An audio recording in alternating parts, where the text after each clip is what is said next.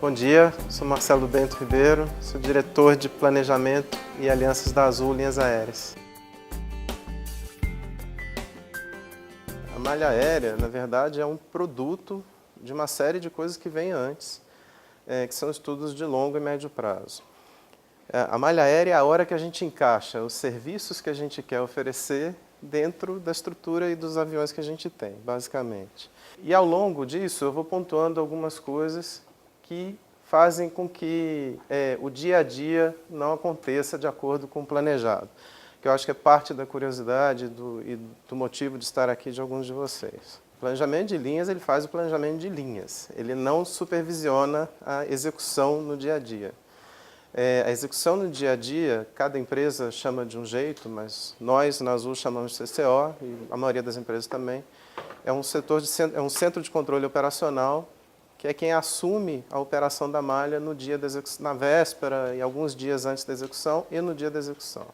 Então, eles são quem lidam com as contingências do dia a dia. Bom, a gente pode dividir o planejamento de linhas em longo prazo, médio prazo, curto prazo e curtíssimo prazo. E tem fases e tarefas em cada um deles. Primeira coisa são análises macroeconômicas, né? Como o nosso mercado vai se comportar, como o mercado de transporte aéreo, como a economia brasileira vai se comportar, como a economia mundial vai se comportar, qual é o efeito que isso pode ter sobre a demanda de transporte aéreo, ou mesmo, no nosso caso, sobre a demanda de transporte aéreo doméstico. O que a gente espera para o futuro? Como é que os concorrentes estão se mexendo?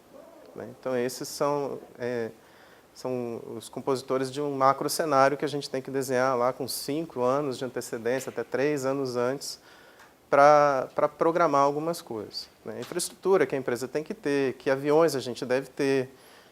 Comprar aviões é uma tarefa, um projeto de longo prazo, especialmente se eles forem novos. Obviamente que adquirir aviões no mercado secundário, ou seja, de companhias de leasing, tem um lead time menor. Entre 1 ano e 3 anos, a gente começa a definir melhor que mercados a gente quer realmente servir.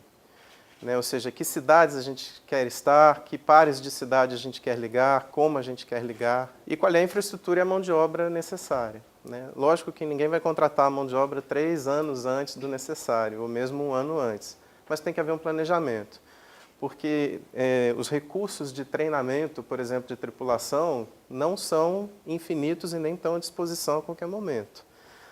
Então, por exemplo, no seu plano de expansão, você pode detectar que não tem capacidade instalada no Brasil suficiente de simuladores. É uma possibilidade. E aí, das duas, uma. Você pode programar a compra de um simulador, no caso da Azul a gente tem simuladores próprios, ou no caso de outras empresas, trabalham com parceiros, e aí você tem que trabalhar com esse parceiro para ele ter um simulador, ou você vai programar envios de tripulantes ao exterior.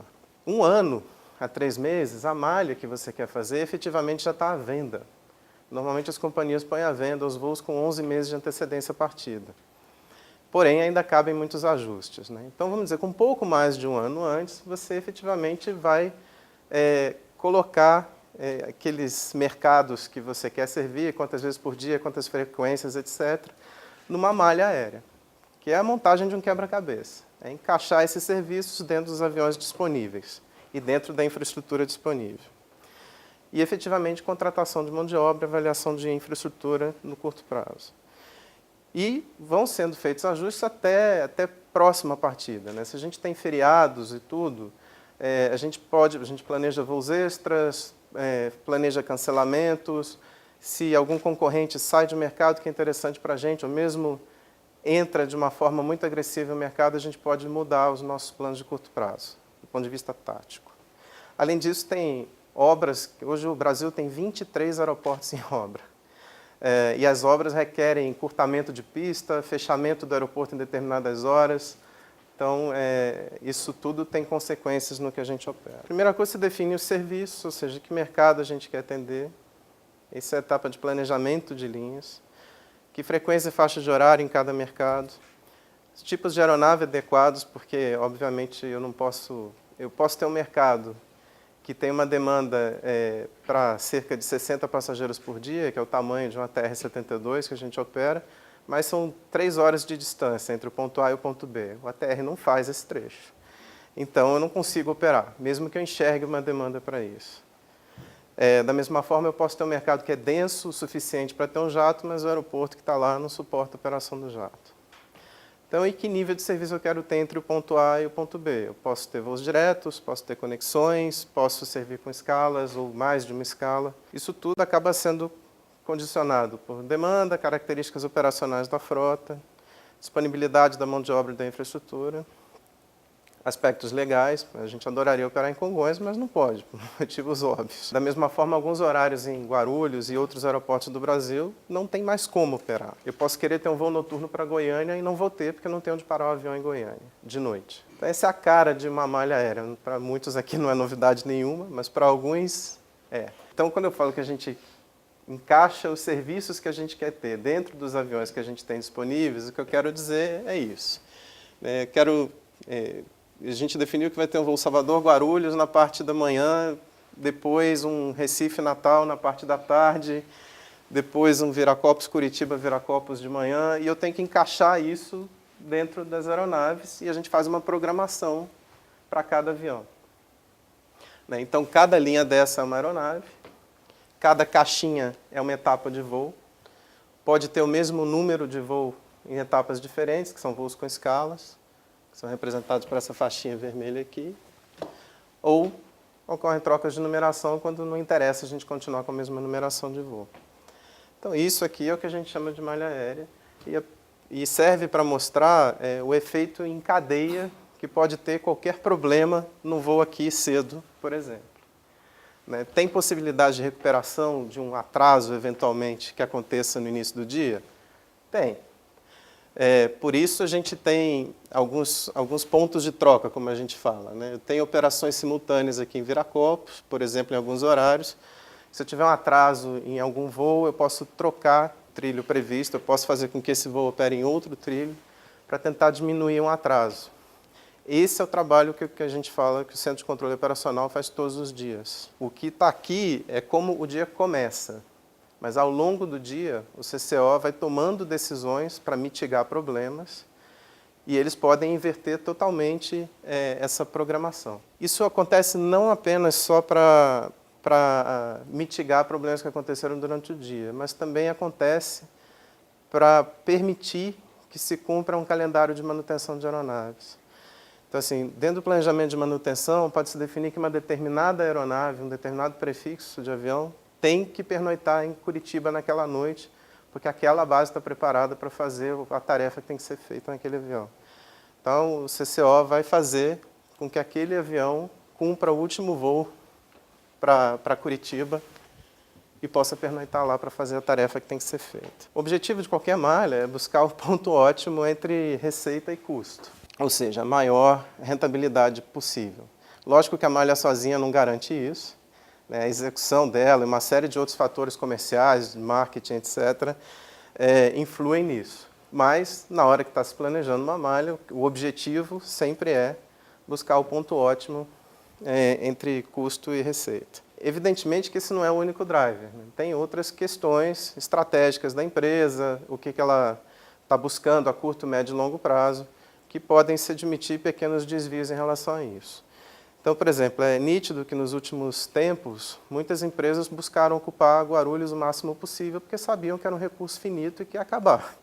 Acabar do ponto de vista de ter mais espaço. Então, com certeza, as empresas tomaram algumas decisões de colocar alguns voos em Guarulhos, que talvez não fosse a melhor opção naquele momento, mas era importante para assegurar o uso de um recurso escasso, vamos dizer assim. E, além disso, é responsabilidade de quem está planejando de ter alguns cuidados para que essa malha seja execuível, para que ela possa ser realmente operada e operada com alto grau de confiança. Quando a gente fala em alto grau de confiança, é ter alguma resistência a potenciais atrasos, a potenciais problemas de manutenção que causem o cancelamento de um voo e mesmo problemas em conexões, etc. Então, você não pode... O papel aceita qualquer coisa, e a planilha de Excel também. Mas tem coisas que você tem cuidados que se devem ter no planejamento para evitar grandes problemas no dia a dia. Especialmente num país que a infraestrutura é extremamente desafiadora para todos nós. Tem várias formas diferentes de desenhar uma malha. Isso depende da estratégia da empresa, de como ela quer atuar e mesmo do tipo de mercado que você está tentando captar. O que a gente chama de hub and spoke, que é o mais comum, no Brasil especialmente, é quando você tem um grande centro de conexões com várias cidades ligadas a ele, e os voos com horários de forma a permitir o trânsito de pessoas de um avião para o outro. Ponto a ponto, que vamos dizer assim, é um caso típico de ponte aérea, você tem um mercado denso o suficiente, em que você pode se dar o luxo de ter voos nele, sem necessariamente depender de conexões numa ponta ou em outra. E o linear, ou trem, que usualmente se pratica em mercados que são menos densos, mas que tem muitas ligações entre eles. Então, é uma forma de você atender vários mercados com um voo só. É o menos eficiente do ponto de vista de custo, porque o grande custo da aeronave é uma decolagem. Então, se você tem pouco tempo de voo entre as decolagens, você tem pouca oportunidade de diluir esse custo ao longo da rota. Então, quando você tem um voo pinga-pinga, fatalmente é um voo que custa bem mais caro do que quando você tem operações desse tipo. Mas, em alguns casos, é a forma de atender o mercado, existe uma demanda para isso e vale a pena. O que a gente tem no Brasil, na maior parte das vezes, e na Azul não é exceção, é um mix desses desenhos de malha. Então, assim, claramente, a gente tem uma operação de hub em Campinas. Campinas, hoje, é o maior hub da América do Sul, em termos de quantidade de operações de uma única companhia aérea e de destinos. Então, a Azul opera mais de 50 destinos a partir de Campinas, em 180 voos diários, 180 decolagens diárias. Nenhum outro aeroporto na América do Sul tem esse movimento. Na América Latina, de uma companhia aérea. Na América Latina, só a cidade do Panamá, com a Copa, tem mais destinos e mais operações de uma única companhia aérea. Mas nós também temos os nossos pinga-pingas, ou linhas tipo trem, como a gente fala. Especialmente no Nordeste, em que existe um trânsito grande entre as capitais, e no Amazonas, em que também tem um trânsito grande entre as cidades pequenas da Amazônia, e as características operacionais da aeronave não permitem que a gente opere muitos voos diretos. A Amazônia tem grandes distâncias, muito calor, então assim, as distâncias que a gente pode percorrer com uma aeronave turbohélice nos limitam, às vezes, de fazer mais voos diretos, por exemplo, entre Manaus e todas essas cidadezinhas daqui. Então, muitas vezes, a gente tem que parar no meio do caminho para reabastecer. Bom, as principais coisas que, no final das contas, afetam a gente no planejamento e no dia a dia, algumas são bastante óbvias, outras nem tanto. Mas a primeira coisa é a necessidade do cliente, ou seja, aonde existe demanda e aonde eu vou atuar. Capacidade das aeronaves, os aviões são máquinas e eles têm limitações e pontos ótimos de uso. Tá? Então, assim, eu posso usar... tem aeronaves que podem fazer determinadas missões, mas elas não serão o mais eficiente possível nessas missões. Então, se eu pegar uma aeronave turbohélice e voar mais do que 2 horas com ela, eu posso voar, ela vai cumprir, mas o consumo de combustível dela vai ser acima do ponto ótimo, vamos dizer assim. Além da questão do conforto, que num voo de mais de 2 horas começa a ficar complicado. Requisitos operacionais, ou seja, são as questões de como a empresa quer e deseja operar, aliados a mais algumas questões legais dos aeroportos, do que se pode e o que não se pode fazer. Plano de manutenção. Aeronaves e empresas têm diferenças na forma como elas fazem a manutenção dos aviões e a gente precisa prever isso no planejamento. Especialmente nós, na Azul, que operamos muitas cidades, são 104 cidades no momento, a gente tem que ter um cuidado especial para a gente não ter uma produtividade da tripulação muito baixa. Por 2 motivos. Primeiro, porque isso traz custo, e não é um custo baixo hoje em dia. E segundo, porque a gente preza pela qualidade de vida dos tripulantes. Então, se eu tenho muitos dias inativos em alguma base, por qualquer questão de malha, eu estou reduzindo no final a quantidade de horas que esse tripulante pode voar no fim do mês e, portanto, a remuneração dele e a quantidade de folgas que ele pode ter no fim do mês. Isso para a Azul é importante, então a gente toma um cuidado especial de entender se a gente não está fazendo uma bobagem, às vezes, que afeta tremendamente a produtividade da tripulação. Infraestrutura, bom, não é segredo para ninguém dos desafios que a gente tem e, de novo, mais para frente, a gente detalha item por item da infraestrutura. Meteorologia, nós, especialmente, que operamos em aeroportos com infraestrutura limitada e, às vezes, bem ao sul do país, meteorologia não é um problema só do dia da operação. Meteorologia é um item de planejamento. Se eu quiser colocar um voo às 7 da manhã em determinados lugares do Brasil, eu não vou decolar durante 4 meses. Então, eu tenho que prever isso e mudar os horários de operação em alguns aeroportos. Porque, senão, a gente não consegue operar e, portanto, gera atrasos, cancelamentos, etc. Mesmo alguns aeroportos grandes do Brasil têm problemas sérios com relação a isso. Lógico que não nessa intensidade, mas Curitiba é um bom exemplo.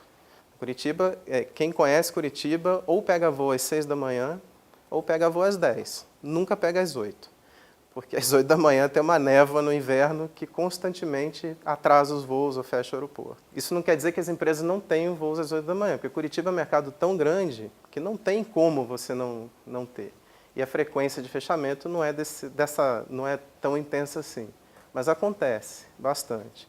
E a saída para isso era se investir mais na infraestrutura local do aeroporto para permitir operações com visibilidade reduzida. Concorrência, obviamente, se a gente tem alguém saindo de um mercado que a gente acha que vai ficar mal servido, pode ser uma oportunidade para a gente entrar. E da mesma forma, se a gente tem um concorrente atuando muito agressivamente em um determinado mercado, pode ser que a gente tome a decisão de sair. Atendimento em terra, como a gente vai proceder embarque e desembarque de passageiros e bagagens, e contingências. O que se faz para mitigar contingências? Na hora que está se estabelecendo, que está se estudando como servir cada mercado, um determinante é qual é o mix de passageiros que a gente espera, o mix de clientes. O que a gente quer dizer com mix? Quais são os perfis de público ou segmentos de consumidores que devem utilizar esse voo? E isso varia de acordo com o mercado, com o dia da semana, com o horário. Mas, via de regra, para simplificar o entendimento, a gente divide em mais segmentos, mas principalmente 2. São as pessoas viajando a lazer, que tanto podem ser por motivo de férias ou turismo, ou o que a gente chama de VFR, que é Visiting Friends and Relatives, que são pessoas que estão indo visitar a família e amigos. Que são menos sensíveis a preço, o horário relativamente não é importante. Então, tipicamente, aquelas localidades que têm grande composição desse tipo de público, a gente vai voar de tarde ou mesmo de madrugada. Ou mesmo localidades que têm muito mais amplitude nos segmentos de público que usam, mas tem um componente grande de VFRs ou lazer e, portanto, justificam o voo de madrugada, os famosos corujões. E mercados de negócio. Mercados de negócio demandam, usualmente, pelo menos 2 frequências diárias, que seja de manhã e de noite, ou mais frequências ao longo do dia, em bons horários. Tá, então, a gente atua em alguns mercados que são muito ligados ao agronegócio e que, se eu não tiver um voo de manhã e um de noite, simplesmente não funciona. Não adianta eu ter um voo de tarde, outro de noite, ou um de manhã, outro de tarde. Não funciona. Só funciona se eu tiver de manhã e de noite. Se eu não puder fazer isso, é melhor eu não atuar naquele mercado. A mesma coisa é composição de conexões. Por que a gente atua em hub? Porque o hub é uma maneira de você ampliar exponencialmente a quantidade de mercados atendidos. Se eu plugo um novo destino no hub e eu já tenho 50 lá, dificilmente eu vou conectar com todos, mas eu tenho grande chance de conectar com 30. Então, um destino a mais me dão 30 mercados a mais, considerando a origem real e o destino final. E, além disso, se eu fizer isso múltiplas vezes por dia, eu tenho muito mais chance de ter sucesso, de aumentar essas frequências e ocupá-las, porque eu tenho muito mais opções de destino para essas pessoas irem. Se eu não tenho essas conexões, eu fico limitado ao mercado local. Então, por isso que a maior parte das companhias ao redor do mundo acabou aderindo, de alguma forma ou de outra, a um sistema de hub and spoke. Tem exceções? Tem. Quando a companhia pode se dar ao luxo de operar em mercados ponto a ponto somente, como é o caso das low cost europeias, principalmente, é uma operação muito mais simples. Eu não tenho passageiro para conectar, eu não preciso me preocupar se os horários estão batendo um com o outro, o que me ajuda a aumentar a utilização da aeronave, porque o avião pousa, vai embora, pousa, vai embora, pousa, vai embora, eu não preciso coordenar horários. Eu posso operar em aeroportos mais secundários, isso tudo ajuda a reduzir o custo. Tá? Só que no Brasil, por exemplo, a quantidade de mercados que suportariam alta frequência, ou média frequência ainda, sem conexões, é mínima. Mínima. Quando você está na Europa, a história é um pouco diferente. Você tem muito mais mercados que absorvem esse tipo de operação. Então, assim, a Ryanair hoje consegue ter, me corrija se estiver errado, mas quase 300 aviões operando rigidamente ponto a ponto, sem fazer uma conexão. Esse é um ponto que não está na apresentação, mas é bom falar, né? Todo avião, normalmente, quanto maior ele é, dentro do mesma autonomia de distância que ele pode atingir, ele tem o menor custo por assento. Então, em tese, você sempre deveria ter o maior avião possível. Obviamente, isso não é sempre verdade, porque se você não ocupar esses assentos, não adianta ter o maior avião possível. Então, por isso, você pode aplicar aviões menores, sabendo que ele vai ter um custo por assento mais alto, mas, por outro lado, a receita que você pode ter por assento também pode ser mais alta. Tá? De duas formas. Tanto porque você consegue ocupar realmente 80%, 90% dos assentos do avião, como se você consegue ter 90% de ocupação, ou mesmo 85%, você pode escolher as tarifas que você quer carregar. Então, você consegue uma tarifa média mais alta. Então, isso faz parte da avaliação de como eu quero servir cada mercado e como eu posso servir cada mercado. Tá? Então, mercados mais densos, eu posso usar uma aeronave maior, mercados menos densos, eu posso usar uma aeronave menor. Existem alguns poucos casos de mercados densos, mas que demandam altíssima frequência. E aí eu posso operar a aeronave menor, porque ela me dá a oportunidade de ter mais frequências, servir melhor esse mercado. No Brasil é raro isso acontecer, mas nos Estados Unidos tem inúmeros exemplos disso. Tá? Tem mercados que a gente imaginaria que seriam grandes, e são, mas são servidos com aeronaves regionais, tipo o jato da Embraer de 80 assentos. Tem vários exemplos assim. De Chicago, Dallas, por exemplo, todos os voos são operados com aeronaves pequenas. Porque é um mercado de média densidade, vamos dizer assim, mas que exige alta frequência, porque são mercados de negócios. A capacidade das aeronaves. Esse é um gráfico que mostra o quanto eu consigo carregar de carga, né? Carga inclui peso de passageiro e de carga, ao longo de uma distância. Então, aqui é quantidade de toneladas, de quilos, aliás, desculpa, e aqui a distância. Então, para que isso serve? Eu posso decidir operar uma aeronave turbohélice numa distância maior? Posso, mas eu tenho que saber que a partir de determinado ponto, eu vou ter uma penalização da carga. Então, em vez de 70 assentos, por exemplo, eu posso ter que decolar só com 58 passageiros. Isso não é só um turbohélice. Qualquer jato também tem a mesma tipo de curva. E isso é influenciado por várias coisas, não é só pela distância. Tá? O cálculo de payload, como a gente fala, ou seja, da carga paga, tudo que é colocado dentro do avião, ele é influenciado por distância, obviamente, mas pela temperatura. Quanto maior a temperatura no ponto de decolagem, pior a performance da aeronave. Então, por isso que verão no Rio de Janeiro, no Santos Dumont, é um inferno. Muitas vezes, nós no planejamento, a gente se planeja pela média da faixa de horário.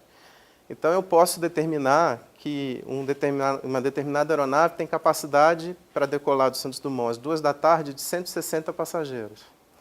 Mas pode chegar na hora e a temperatura está muito acima da média normal para aquele horário, para aquela época do ano. E aí eu vou ter uma penalidade e vou decolar com 150. Na hora que eu faço isso, se eu tenho um avião lotado, eu tenho que tirar 10 pessoas de dentro do avião. Eu planejei com 160, vou decolar com 150. Então, isso é um motivo de contingência. Isso também faz com que, muitas vezes, tem gente em espera querendo ir para aquele voo, e a companhia nega, diz que não tem lugar para a lista de espera, e a pessoa chega dentro, um outro amigo qualquer chega dentro do avião e fala assim, pô, mas essa companhia é burra, falou que não tem lugar na lista de espera, mas está cheio de lugar aqui dentro. Acontece que não tem esses lugares, porque eles não podem ser ocupados. A altura também é relevante, ou seja, a altura do aeroporto de decolagem, porque quanto maior a altura, mais rarefeito é o ar, pior a performance da aeronave. Alternativas de pouso fazem diferença. Então, assim, nós planejamos Manaus, por exemplo, qualquer voo para Manaus, tendo como alternativa de pouso o aeroporto de Boa Vista, que é um aeroporto a 600 km de distância. Mas, se por um problema hoje, que o tempo na região norte está muito ruim, e Boa Vista e Manaus estão com problemas, eu posso ter que, no plano de voo do dia, considerar que o alternado vai ser Belém. E se eu tiver que considerar que o alternado é Belém, a distância de Manaus a Belém é maior. Então, de novo, eu tenho uma penalidade, porque eu tenho que ter combustível suficiente, decolando de Viracopos, por exemplo, para ir a Manaus e, se não der para pousar, chegar até Belém, em vez de Boa Vista. Isso vai fazer com que o payload daquele dia, daquele voo, também possa ser reduzido. Bom, peso de passageiro e bagagem, assim, época de férias, em janeiro, a gente retrabalha os payloads em vários voos, porque a gente sabe que as bagagens serão maiores, bem maiores. As companhias internacionais que operam Miami e Orlando têm problemas seríssimos em janeiro e julho, porque as malas são absurdamente grandes, então elas também retrabalham o payload máximo e, inclusive, o abastecimento, né? Normalmente, se programa um abastecimento maior. Ventos. No Brasil, a gente tem menos variação nos ventos, mas elas existem. Em outros países, tem variações grandes. Então, assim, é interessante se for ver, nos Estados Unidos tem muito isso. O voo de ida leva muito mais tempo que o voo de volta, entre mesmo o ponto A e o ponto B, principalmente por causa da variação de ventos. No Brasil, a gente tem algumas coisas assim, mais no sul do país. Mas a gente tem que levar em conta, porque o problema é que se eu programo um voo com 1 hora e 10 minutos e o regime de ventos muda, esse voo pode passar a levar 1 hora e 20 minutos. E eu vou começar a ter atraso de 10 minutos todo santo dia. E isso eu tenho que levar em conta. Principalmente se não tiver como recuperar isso depois, né? Eu programei com 1 hora e 10, depois tem um tempo de solo de 25 minutos, depois tem outro voo. Enfim, se a gente não tomar cuidado com a operação, principalmente de inverno, no caso de ventos, a gente começa a ter alguns problemas mais sérios. Meteorologia, é óbvio, né?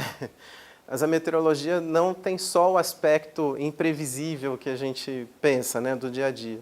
Tem outras coisas também relacionadas à sazonalidade, como a gente falou do Santos Dumont no verão, que precisam ser levados em conta, outros aeroportos no inverno que precisam ser levados em conta também, mesmo durante a fase de planejamento. No Brasil, a gente tem muita dificuldade com a previsão. A previsão do tempo no Rio de Janeiro e em São Paulo, ela é muito confiável e funciona muito bem.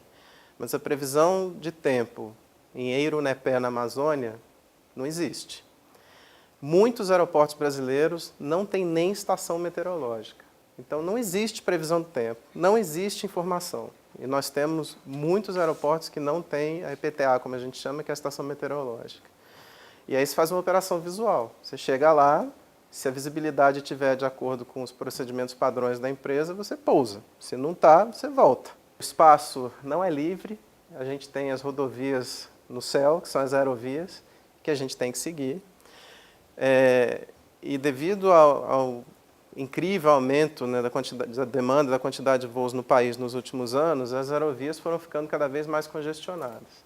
Então, assim, não é à toa que o block time típico, block time é o que se mede de calço a calço, né, quando o avião sai do gate, do portão de embarque, até quando ele encosta no portão de embarque no próximo aeroporto. O block time aumentou absurdamente no país. Tá? Então, antigamente, há não muito tempo atrás, você fazia um voo Rio-São Paulo em 1 hora planejada, na prática em 55 minutos. Hoje em dia tem alguns horários que levam 1 hora e 20. Então, assim, aumento absurdo, 20 minutos em 1 hora, dá mais de 30% de aumento do tempo de voo. Mas, além disso, tem o imprevisível. Né? Aconteceu qualquer coisa no aeroporto, fechou o Santos Dumont. Pode ter certeza que todas as aerovias naquele dia naquele horário, vão ficar, todas não, né? No país inteiro não, mas muitas na região sudeste vão ficar impossíveis. Então, o controle de voo manda mesmo reduzir a velocidade dos voos e você fica mais tempo no ar. Ou você segue pela aerovia, mas quando chega no aeroporto de destino, ele está tão congestionado que você fica orbitando. Então, o que você planejou com 1h10, leva 1h30. Imagina o que acontece com a malha depois disso. Tá? Então, assim, hoje, muito se critica as companhias aéreas por questão de performance, por questão de atraso e tudo, mas a realidade é que a gente tem uma infraestrutura no ar muito difícil, né, e muitas vezes imprevisível. O controle de espaço aéreo não é um problema exclusivo nosso.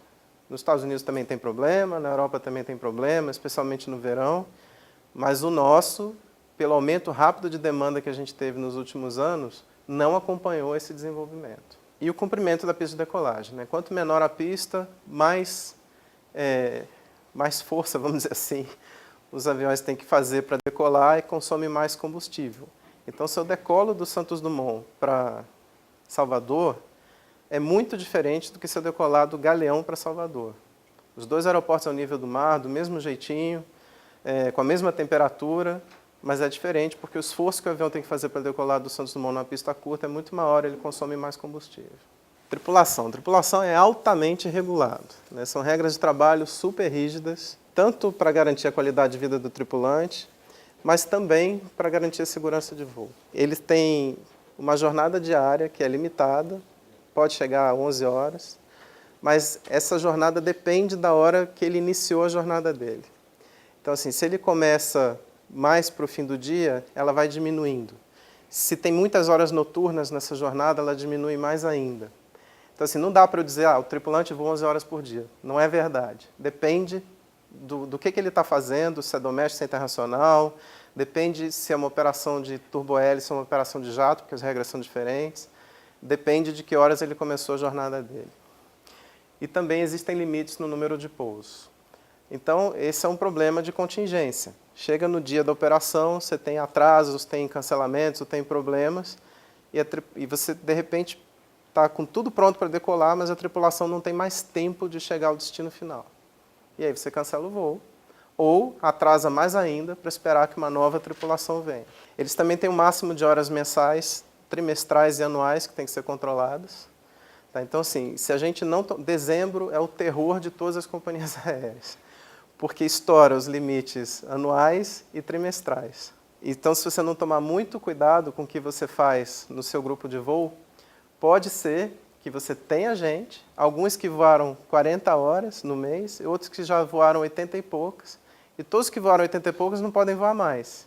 Então, assim, você não pode usar muito um grupo e pouco outro grupo. Você tem que, nos últimos 3 meses, você tem que controlar muito bem para que você use igualmente todos eles, para chegar em dezembro você poder cumprir com o que você planejou.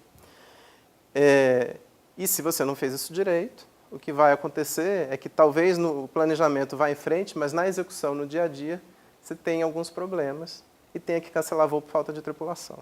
E isso cai no Natal e no Ano Novo. Então, assim, é um cuidado redobrado que tem que ter. Agora, pior que isso é quando você faz tudo isso direito, e aí você tem, por vários motivos, problemas muito sérios no fim do ano, de infraestrutura, de atraso, qualquer problema de tráfego aéreo, de controle de espaço aéreo, e aí você começa a queimar horas de tripulação. Não por sua culpa, mas é porque a infraestrutura não te ajuda. Aí chega lá no dia 31 de dezembro, é um pesadelo, porque você não tem mais tripulação para voar. Bom, repouso mínimo é uma questão séria que não dá para dar jeitinho. Tá? Então, da hora que o tripulante chega, meia hora depois de desligar os motores, até meia hora antes da decolagem, da próxima decolagem, ele tem que descansar 11 horas. E dependendo da etapa que ele fez, podem ser 12 horas. Não tem jeitinho. Tá? Então, é um cuidado que a gente tem que ter, que às vezes você tem essas 11 horas entre um voo que chega numa cidade e outro. E dá tempo da tripulação descansar e sair no dia seguinte, naquele voo que está programado. Só que esse voo aqui atrasou na chegada. O que vai acontecer? O voo do dia seguinte vai ter que atrasar também, porque você tem que respeitar as 11 horas de repouso. A não ser que você tenha uma outra tripulação para botar no lugar. times. Então, assim, um atraso de um dia causa, sim, consequências no dia seguinte. Pode causar consequências no dia seguinte. Se isso é numa base mais remota, você não tem como mandar uma tripulação para lá, você não tem mais voo. Se é em Campinas, por exemplo, no nosso caso, não tem problema nenhum, a gente tem várias tripulações que podem ser acionadas. Dos cuidados que a gente tem de manter a produtividade do tripulante alta, é porque se eu deixo ele muitos dias inativo, por exemplo, numa cidade, ele não está voando, mas está ganhando e está perdendo folga. Então, no fim do mês, eu consigo ter pouca produtividade desse tripulante. Então, por isso que no planejamento, especialmente na Azul, a gente olha sim o impacto que isso vai ter, que cada decisão de planejamento vai ter na tripulação. Porque se eu começo a ter um uso muito ineficiente das tripulações, primeiro eles vão reclamar, segundo eles vão ficar insatisfeitos, terceiro eu posso não ter tripulação suficiente para o que eu deveria ter, ou vou ter a um custo muito alto. Assim, para cobrir contingências, a gente define tripulações de reserva. Reservas são tripulações que ficam no aeroporto. Eles ficam lá à disposição durante um número de horas. Para qualquer contingência, eles entram no avião e cobrem um colega que faltou, uma tripulação que atrasou. A gente usa stand-bys em algumas bases que não vale a pena eu ter gente no aeroporto. E também uso stand-by em Campinas, por exemplo, ou em outros aeroportos que eu tenho reservas, mas em vez de ter 20 reservas, eu tenho 15 e tenho mais 5 pessoas em casa. Os comissários normalmente podem voar vários tipos de equipamento, vários tipos de aeronaves, então eles têm muito mais flexibilidade em como se tira de um voo, põe em outro para resolver situações do dia a dia, mas piloto, não. Os pilotos são confinados a determinados tipos de aeronaves. Isso aqui que eu colei aqui é para explicar o que pode acontecer de consequências se a gente não planejar corretamente. Se eu só tiver um voo por dia de jato para Caxias do Sul, e eu chegar aqui de noite e sair no dia seguinte de manhã, significa que essa tripulação que chegou aqui de noite não pode sair naquele voo ali de manhã. Então ela vai ficar o dia inteiro inativa em Caxias do Sul, e só vai decolar 2 dias depois de manhã. Isso é um uso altamente inadequado da tripulação. Então, o ideal aqui seria eu ter mais um voo aqui no meio do dia, porque a tripulação que chegou aqui decola no meio do dia, a tripulação que chegou no meio do dia dorme em Caxias e decola no dia seguinte de manhã. Isso seria o ideal, nem sempre é possível. Tem vezes que o mercado simplesmente não suporta, não tem jeito. Então, o que a gente faz, a gente toma decisões informadas, vamos dizer assim. Se não tem jeito, mas é um mercado que vale muito a pena, a gente pode tomar a decisão de fazer desse jeito. Se não vale tanto a pena assim, a gente simplesmente não vai fazer. Plano de manutenção. Bom, obviamente que as aeronaves, cada aeronave é controlada na quantidade de decolagens que ela já fez na vida e na quantidade de horas que ela já fez na vida. Cada componente, cada pecinha. Porque cada componente tem um ciclo de vida e ele tem que ser vistoriado ou trocado de acordo com o número de horas que ele já voou ou o número de decolagens que ele já fez, ou ambos, dependendo do componente. Então, para isso, existe uma área inteira, que é planejamento de manutenção, que faz essa programação, e eles, quando é uma programação de hangar, planejamento interage com a manutenção. O que a gente chama de manutenção de hangar? É manutenção pesada, quando a aeronave tem que parar durante dias ou semanas para fazer alguma coisa. Então, isso a gente leva em conta no planejamento, porque eu preciso entender que eu vou ficar sem um avião um período do mês ou do ano, ou terei outro. Agora, existem as manutenções de linha, que é tudo que aquele avião tem que fazer nos pernoites dele. A gente tem que fazer manutenção de linha toda noite? Depende do plano de manutenção da companhia. Pode ser que sim, pode ser que não. Na maioria dos casos, você a cada 2 dias tem que parar o avião 6 horas. E a gente tem que entender isso. Essa manutenção de linha, nem todas as bases são iguais também. Eu não tenho peças de aviões em todas as bases, não tenho mecânico para fazer todas as tarefas possíveis em todas as bases. E não tenho equipamento para fazer tudo que é imaginável em todas as bases. Então, por isso, o planejamento de manutenção também aponta, dependendo das tarefas que têm que ser feitas, aonde aquele avião pode fazer essas tarefas. E isso é administrado, vamos dizer assim, no dia a dia pelo CCO, que é o Centro de Controle Operacional. Porque o planejamento não olha o dia. Tá? Quem olha o dia ou a semana, na verdade, é o CCO. Então, ele vai entender que aquela aeronave de prefixo tal tem que dormir em Curitiba nesse dia. Então, ele vai fazer com que aquela aeronave opere o voo que vai dormir em Curitiba no fim do dia. E a outra aeronave que precisa dormir no Galeão vai fazer o voo que dorme no Galeão aquele dia. Isso é a vida recorrente, normal e rotineira. Porém, se eu tenho contingências ao longo do dia, pode acontecer que o avião que ia dormir no Galeão vai dormir em Belém. E se eu não tiver tolerância mais no tempo de manutenção de um determinado componente, aquele avião vai parar. Então, isso também é um motivo de cancelamentos e atrasos de voo possível. Né? Ou esse avião estava de tarde em Curitiba fechou, não abriu mais, o avião ficou preso em Curitiba por uma questão de meteorologia, mas a tarefa que eu tenho que fazer nele só pode ser executada em Viracopos.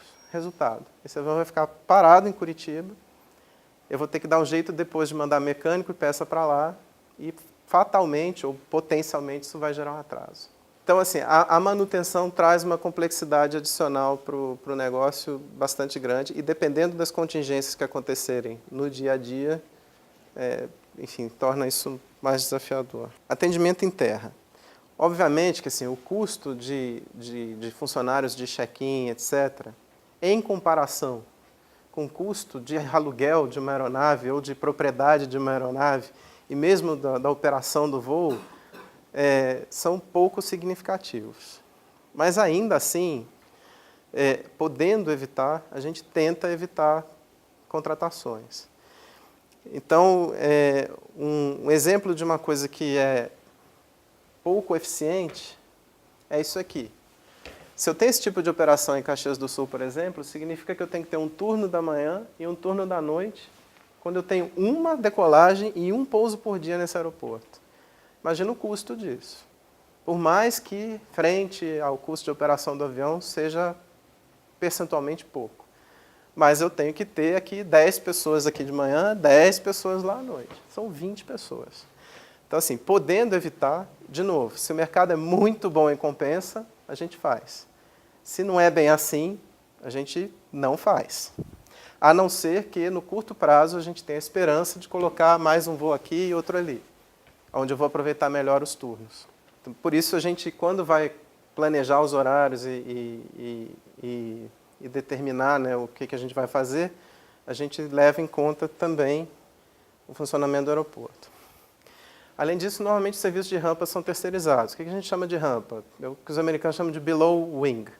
Né? Então, é o carregamento de bagagens, tratoramento do avião, todas essas atividades, carregamento de bagagem, todas essas atividades são executadas normalmente por empresas de handling, que são terceiras, em alguns casos, algumas empresas, em algumas bases, têm pessoal próprio para isso. Quando eu vou colocar um voo novo, eu tenho que perguntar para o handling primeiro se ele aguenta o tranco. Deveria perguntar. A gente esquece muitas vezes, tá? Mas a verdade é essa, mas a gente deveria perguntar. E a gente tenta perguntar sempre que possível. Porque pode ser que ele, naquele horário, ele esteja atendendo outra empresa e ele só tem um trator de pushback. Resultado, ele não vai conseguir fazer o pushback do meu voo naquele horário que já tem outro avião fazendo a mesma coisa. Eu teria que mudar o meu voo meia hora para cá, meia hora para lá, para ele poder fazer isso. A gente fala assim, ele que se vire e compra outro trator de pushback. Um trator de pushback custa R$250 mil. Dependendo do quanto eu quero pagar para ele, ele vai fazer ou ele não vai fazer. Né? Se ele atende um voo meu por dia, ele não vai comprar um ativo de R$250 mil para atender um voo meu por dia. E por aí vai. Né? Isso especialmente é problema nas contingências. Porque ele me atende todo dia, 1h da tarde, bonitinho, faz um serviço fantástico. Aí um belo dia eu atrasei e cheguei lá às 2 da tarde. E toda a estrutura dele está atendendo a Gol, o ATAM. Como é que ele vai me atender? Eu que atrasei. Então, o que vai acontecer? Esse atraso vai se agravar. Porque daí que ele termine o trabalho que ele está fazendo, para poder voltar e me atender, carregar o meu avião com bagagem, descarregar a bagagem, vai demorar. Então, isso, às vezes, é um dos motivos que a gente pega voo para o Santos Dumont, o aeroporto está fechado, vai tudo para o Galeão e a bagagem demora 1 hora. Por quê? Porque o serviço de handling que está lá no Galeão, ele está lá para atender o movimento normal do Galeão. Ele não está lá para atender 30 voos a mais, que vieram de vários lugares e de várias empresas. E leva mesmo 1 hora. Lógico, ele consegue atender contingência? Consegue. Se for um aumento de X% lá, ele tem uma folguinha, ainda mais no aeroporto grande como Galeão. Mas quando Santos Dumont fecha, não tem quem dê conta. Bom, infraestrutura. Quando a gente fala de infraestrutura, é basicamente o que tem que ter no aeroporto para se poder operar, né? Então, em primeiro lugar, slot. Slot é nada mais é do que a utilização de pista. A utilização de pista é regulada pelo DSEA, que é um órgão governamental. E nos aeroportos congestionados, tem regras específicas, na maioria, tá? Tem regras específicas de quantas operações você pode ter por hora e por quarto de hora, né? Ou seja, a cada 15 minutos. E qual é o espaçamento que tem que ter entre uma operação e outra. Tem um slide depois que explica isso melhor. Mas o que acontece é que eu tenho aquele minutinho lá para pousar ou decolar o avião.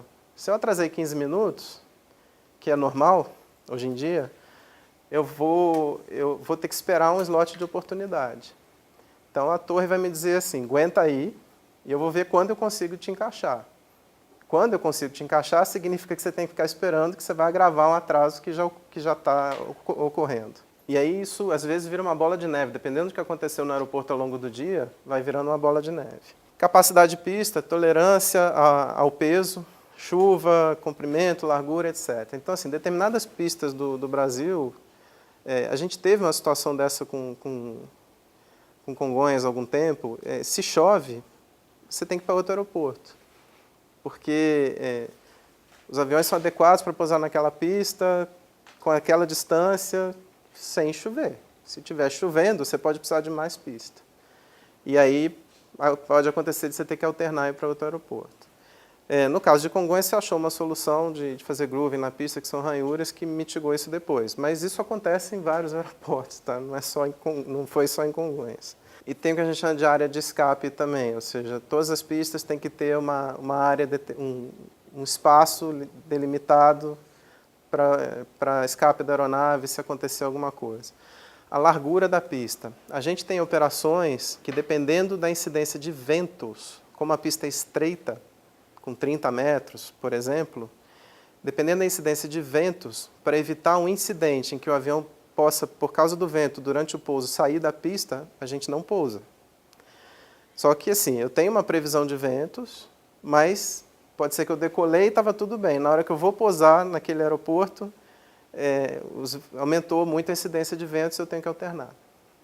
Tá? Então, assim, isso é uma questão de segurança, um padrão de segurança da empresa aérea, não é da ANAC, mas que faz com que ocorram contingências. Portões de embarque. Bom, acho que não é segredo para ninguém, inúmeros aeroportos não tem portão de embarque. Então, às vezes, a gente pede uma operação em determinado, não tem portão de embarque disponível.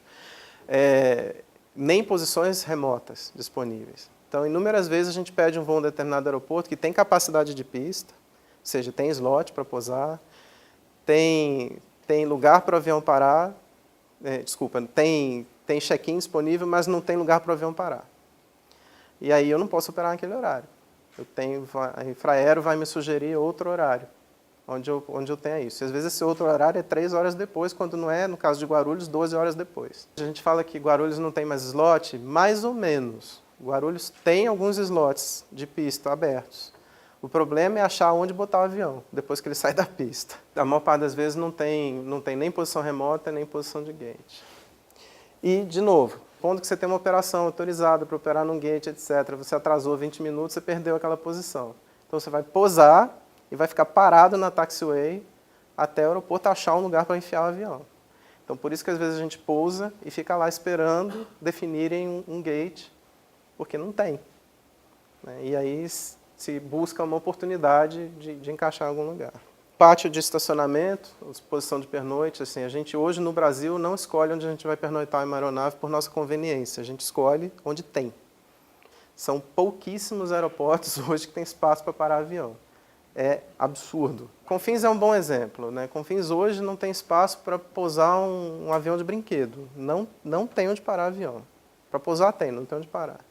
Então, por exemplo, a nossa operação, que hoje é a maior do aeroporto em termos de decolagens, ela está separada em 3 áreas do aeroporto. A gente para aviões no pátio de carga, a gente para aviões no pátio principal e a gente para aviões nos gates e para aviões nas posições remotas. Aí o duro é fazer as conexões dos passageiros entre essas 3 áreas diferentes.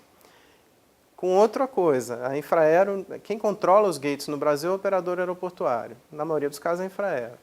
E ela pode dar, ela não se preocupa e nem teria condições de saber quais são os fluxos de conexões para tentar colocar esses aviões em lugares próximos onde tem mais conexão.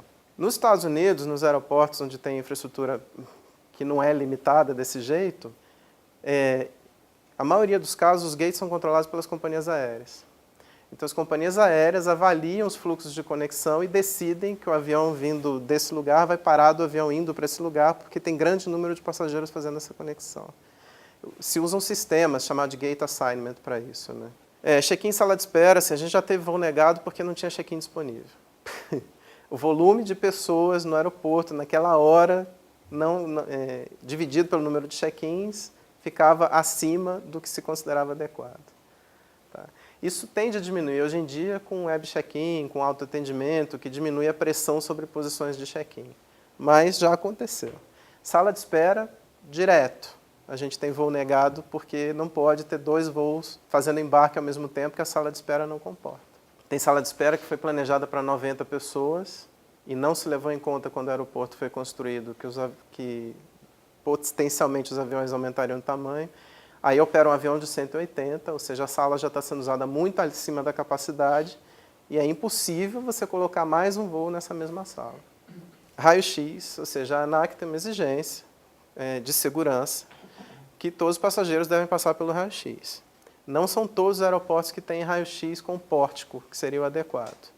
Então, quando o aeroporto não tem isso, não tem condições de investir na compra de um pórtico, existe um procedimento alternativo que é a inspeção com aquelas raquetes. Quando a inspeção é feita por raquete, você tem que ter um intervalo mínimo entre as operações no aeroporto, usualmente de 1 hora.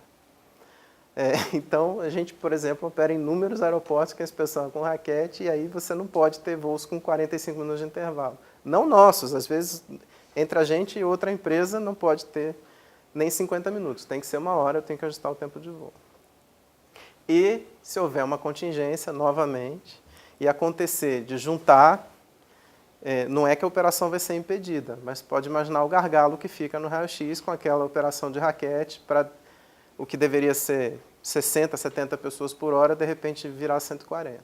Vai atrasar o voo fatalmente. E tem aeroportos que não têm raio-x, que em tese não se pode operar neles, e por isso o que às vezes acontece é que o aeroporto tem raio-x e funciona, aí o administrador aeroportuário esquece que tem que renovar a certificação dos inspetores de segurança.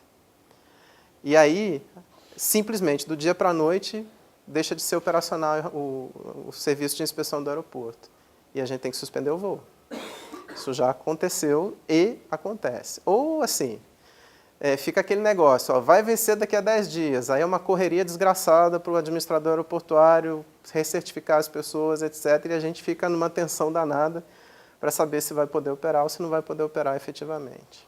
Combate a incêndio, existem exigências. O Brasil aderiu à Convenção Internacional de Combate a Incêndio, então a ANAC tem sido bastante dura com as exigências de combate a incêndio. E, dependendo do tipo de aeronave que se opera, é exigida uma categoria diferente de combate a incêndio. Então, assim, tanto pode ser, dependendo da aeronave, um Land Rover com tanque de água, como pode ter que ser um caminhão de bombeiro com todos os recursos possíveis. Isso, especialmente para cidades pequenas, é um problema. Tem vários casos de cidades que não tem bombeiro na cidade. Só tem bombeiro no aeroporto. Ou seja, o aeroporto tem um luxo que a cidade não tem. E aí tem casos que a cidade, para resolver esse problema, ela põe o quartel do Corpo de Bombeiro dentro do aeroporto, que é o caso de Porto Seguro, por exemplo. Só que, se tiver uma emergência na cidade e o bombeiro tiver que sair, o aeroporto fecha. Porque não pode ter pouso sem ter bombeiro. Então, se pegar fogo em Porto Seguro em algum lugar, o aeroporto vai fechar por algumas horas. E aí a gente tem uma contingência. Só na Amazônia existem casos especiais de operação sem sessão de combate a incêndio. Tá? Fora isso, não tem. E essa operação na Amazônia tem dia e hora para acabar, se os aeroportos não forem dotados de sessão de combate a incêndio. e as horas de funcionamento do aeroporto, né? Assim, não é segredo nenhum que Santos Dumont e Congonhas tem o que a gente chama de curfew time, né? Ou seja, ele fecha de noite e abre de manhã. Então, para começar, a gente já evita chegar muito em cima da hora de fechar, porque qualquer atraso ao longo do dia vai gerar, no caso do Santos Dumont, uma ida para o Galeão. E o problema não é só o voo que vai chegar no Galeão, o problema é que no dia seguinte tem um voo cedo que tem que sair do Santos Dumont. Então, isso significa que de manhã cedinho você vai ter que trasladar um avião vazio do Galeão para o Santos Dumont para poder retomar a sua operação. Mas mesmo se evitando isso, ao longo do dia, com atrasos acumulados e tudo, pode ser que aconteça, né, dos aviões atrasarem e acabarem indo parar no Galeão, no caso do Santos Dumont, ou no caso de Congonhas, em Guarulhos. Quando dá para ser Guarulhos, às vezes é Campinas. O controle de pistas que é feito pelo CGNA, ele estipula o número máximo de movimentos por hora, né, como eu falei. É o número de movimentos a cada quarto de hora. Então, por exemplo, Viracopos são 26 movimentos por hora. A cada quarto de hora, no primeiro quarto são 7 movimentos, no segundo 6, no terceiro 7, no quarto de hora 6 minutos, ou 6 operações. Mas tudo depende. Porque se forem 2 operações de pouso, tem que ter uma separação de 3 minutos entre elas. Se for entre um pouso e uma decolagem, 2 minutos. Se for entre decolagem e pouso, 2, entre decolagem e decolagem, 2. Então depende do que todos os empresários operando no aeroporto estão fazendo para você atingir esse limite ou não. Outra coisa que é interessante em relação à capacidade de pista é que ela muda, dependendo de como as pistas estão sendo usadas. Então, assim, o DCEA para o Galeão, por exemplo, faz um cálculo relativamente conservador. Né? Ou seja, se as pistas estiverem operando no mesmo sentido, tem uma capacidade X. Se elas estiverem operando em sentidos diferentes ou divergentes, porque o problema é se você tem 2 decolagens nesse sentido. Esses aviões vão se chocar. Então, se o vento estiver fazendo com que a decolagem esteja acontecendo nesse sentido, você tem uma capacidade menor do que se elas estiverem divergentes, se as decolagens forem divergentes. Então, o Galeão pode ter qualquer coisa entre X, se for assim, ou 2x, se for assim. A capacidade hoje, que é declarada lá, é considerando o pior cenário. O que tudo bem. Eu só entrei nesse mérito para explicar o seguinte: quando o Santos Dumont fecha e tem um problema, que tem que ir tudo para o Galeão pode acomodar isso de uma forma muito boa, se estiver operando com as pistas divergentes, e aí, portanto, tem uma capacidade muito maior de pista, como pode acomodar isso de uma forma péssima, se elas estiverem operando de forma convergente, portanto, tem muito pouco espaço para acomodar esse tráfego extra vindo do Santos Dumont.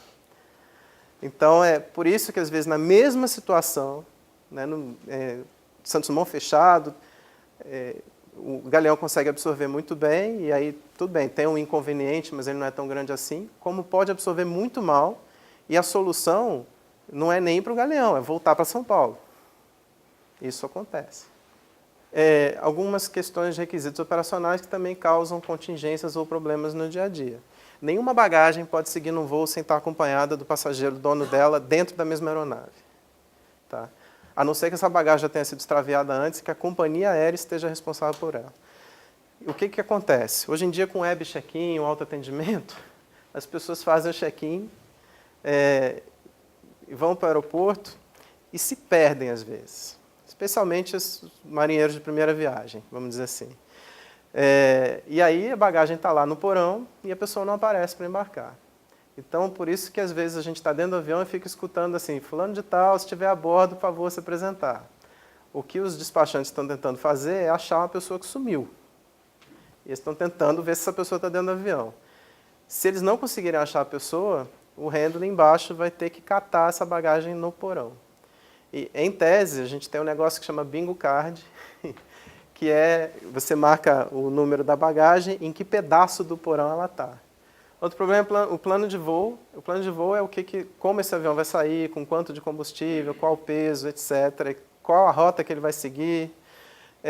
Ele é feito um pouco antes da partida, com uma previsão aproximada do peso, de decolagem, etc. Se acontecer de mudar muito, por exemplo, o peso de decolagem, chegaram 10 pessoas vindo de um voo cancelado de outra empresa aérea, esse plano de voo tem que ser feito de novo. O plano de voo tem uma tolerância. né, de normalmente até 3 pessoas a mais. Mas não é uma grande tolerância para acomodar 10 pessoas a mais sem ele ser refeito. Por quê? Com a necessidade de economizar combustível das empresas aéreas, você não faz mais um plano de voo que possa acomodar 20 pessoas a mais dentro dele, como já se fez no passado. Né? Ponte aérea no passado se considerava que era lotado, pronto, põe o pessoal dentro e vai embora. Mas não é mais assim, não dá mais para ser assim. Então, se você tem qualquer coisa que altere significativamente o peso de decolagem, você tem que refazer o plano de voo. Mesmo se tiver, como eu dei o exemplo de Manaus e Boa Vista lá, né? Boa Vista fechou e Manaus está quase fechando, você não vai usar Boa Vista como alternado. Então, você vai ter que mudar isso e vai ter que fazer outro plano de voo. Fazer outro plano de voo, potencialmente, pode atrasar um voo. Porque você tem que refazer os cálculos. Por mais que tenha sistema de apoio e tudo, você tem que refazer os cálculos de novo, etc. E, por isso, às vezes acontece, a gente vê isso muito em ponte aérea, passageiro que está lá querendo antecipar o voo dele, e a companhia aérea diz assim, não dá para antecipar. E aí o amigo dele que entra no avião fala assim, nossa, tem 10 lugares disponíveis, por que não deixaram ele antecipar? Porque são burros, idiotas, não sei o quê. Não é verdade, é porque o plano de voo que foi confeccionado não permite que se aumente mais gente a bordo. A consequência disso seria atrasar o voo fazendo outro plano de voo. Bom, eu já expliquei a questão de acesso a informações meteorológicas, né, que nem sempre tem. E a verdade é que a qualidade e a existência de informações meteorológicas determina qual é o mínimo de visibilidade que você tem que ter. Se a 30 metros de altura você visualiza a pista, você pode pousar, ou se 20 metros, ou se 10 metros, depende da qualidade das informações e dos equipamentos de auxílio à navegação. Isso é outra coisa, assim, a gente tem aeroportos no Brasil que é inadmissível que não operem com visibilidade zero, como é o caso de Porto Alegre e Curitiba. É o que a gente chama de CAT 3. Não tem. O CAT 3 depende não só do aeroporto, mas principalmente do aeroporto, mas também depende das companhias aéreas terem os aviões preparados para isso, e os tripulantes. Mas as companhias aéreas estão mais do que ansiosas para fazer o que elas tiverem que fazer. É inadmissível a quantidade de fechamentos de voo de aeroporto que a gente tem em Curitiba e Porto Alegre, que são aeroportos super significativos para o país, hoje, por falta de equipamentos de auxílio à navegação adequados. Obviamente que a gente sabe que, além dos aviões a mais, que se a gente quer voar com 100 aviões, eu preciso de 105, provavelmente, 104 provavelmente, porque eu preciso de 4 aviões que fazem para cobrir as manutenções programadas dos demais aviões ao longo do ano. Mas, além disso, eu tenho que ter mais alguns aviões que a gente chama de aeronaves de cobertura ou spares operacionais, que é para cobrir contingências. Tá? Então, a gente tem alguns aviões que servem para cobrir outros enquanto eles fazem manutenção pesada, e a gente tem aviões que ficam num aeroporto, prontinhos para decolar a qualquer momento, para cobrir necessidades operacionais. Usualmente, a gente põe esses aviões onde a gente tem operações maiores, ou seja, porque assim, não adianta, no aeroporto que eu tenho poucas operações, não adianta eu ter um spare, né? Eu vou usar ele pouquíssimo. Então, a gente põe nos principais centros de operação da empresa, no nosso caso, Confins e Viracopos. Mas é um desafio, porque em Confins, por exemplo, eu não tenho onde parar o avião. Então, na prática, o nosso avião de espera em Confins fica na Pampulha, não fica em Confins. É um desafio operacional tremendo. Dependendo da época do ano, até dá para deixar ele em Confins, mas às vezes tem que deixar ele na Pampulha. Então, isso é para explicar que a gente tem aviões de cobertura, nem sempre eles estão onde a gente gostaria que eles estivessem, mas a gente tenta fazer o melhor possível de estudar como eles estão sendo usados no passado, quanto a gente conseguiu realmente salvar das operações com eles, para estimar a quantidade adequada de aeronaves de cobertura e aonde eles deveriam ficar. E a aeronave de cobertura serve para 2 coisas, tanto cobrir manutenções não programadas, ou seja, quebrou um avião que não pode fazer um determinado voo, a aeronave de cobertura vai lá e supre isso, como para mitigar grandes atrasos. Eu tenho um avião que não chegou em Viracopos e que depois assumiria um voo para Salvador. Se eu tenho uma aeronave parada lá, eu posso fazer com que essa aeronave assuma o voo para Salvador. Quando a aeronave que chegaria e não chegou em Viracopos chegar, ela assume a posição de espera e fica esperando. Meteorologia a gente leva em conta na fase de planejamento, porque isso aqui é um exemplo de um aeroporto que mostra o padrão de fechamento dele por faixas de horário. Então, esse aeroporto em particular fechou 50 vezes ao longo do ano às 10 da manhã, hora Zulu, ou seja, hora de Greenwich, ou seja, 7 da manhã, hora local. Não dá para eu querer ter um voo decolando desse aeroporto no inverno às 7 da manhã. É pedir para morrer. Não, é o menor. Então, a gente programa os voos olhando isso aqui. O pior da história, isso tem mudado. Então, assim, ano passado, isso aqui é outro gráfico que mostra, ao longo dos meses do ano, quantas vezes esse aeroporto fechou. Tá? Então, aqui em maio, esse aeroporto fechou 22 vezes. Em junho, ele fechou 19 vezes. E a gente teve casos, nos últimos 2 anos, do histórico mostrar para a gente que o aeroporto era muito ruim entre junho e julho, mas que em agosto ele voltava à vida normal. E em maio, até maio, ele tinha uma vida normal. Esse ano, a gente teve um inverno que não acabou ainda. Né? Então, a gente de maio até agora está tendo problemas em alguns aeroportos, que não foi previsto. Então, por exemplo, algumas operações que a gente retomou em horários que eram mais críticos, penalizaram a gente bastante. O Centro de Controle Operacional, acho que é o último slide, eu expliquei qual é a função dele, né? Já acabei falando ao longo da nossa conversa. E o Centro de Controle Operacional ele é uma mini representação da companhia aérea. Tá? Dentro dele tem gente de tripulação, tem gente de manutenção, tem gente de aeroportos, tem gente de serviço ao cliente, tem representantes de várias áreas que ajudam com que se tomem as decisões mais rápido e de forma integrada. Tá? Então, assim, obviamente, se a coordenação de voo decide cancelar um determinado voo, tem que ter gente de serviço ao cliente para fazer a reacomodação imediatamente. Tá? Ao mesmo tempo, se eu vou sobrecarregar um aeroporto e eu tenho alguém de aeroportos lá dentro, ele já toma as providências para que esse aeroporto tente se preparar um pouquinho mais para receber essa sobrecarga. E tripulação, eu não preciso nem dizer, né? Tem tripulação que falta, que não chega, que fica doente, que atrasa num voo e não consegue assumir outro. E eles têm que refazer as escalas dessa tripulação naquele dia para que possa se dar continuidade ao serviço. Obrigado. Obrigado a vocês. Obrigado.